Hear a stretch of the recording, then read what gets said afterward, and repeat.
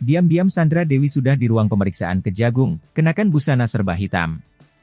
Dengan mengenakan busana serba hitam, artis Sandra Dewi memenuhi panggilan Kejaksaan Agung, Kejagung RI, Rabu, 15 Mei 2024. Sandra Dewi diperiksa untuk kedua kalinya sebagai saksi kasus dugaan korupsi tata niaga timah di wilayah izin usaha pertambangan, IUP, PT Timah tahun 2015 hingga 2022. Di mana dalam kasus ini, suami Sandra Dewi yakni Harvey Mois sudah ditetapkan sebagai tersangka.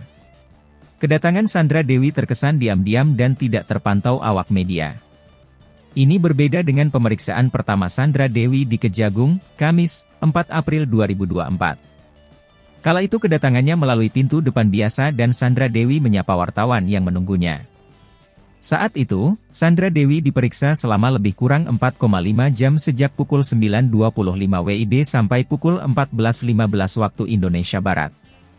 Kini, kedatangan Sandra Dewi tidak terpantau awak media. Namun, Sandra Dewi dipastikan sudah berada di dalam ruang pemeriksaan. Kapus Penkum Kejagung, Ketut Sumedana, memastikan hal itu.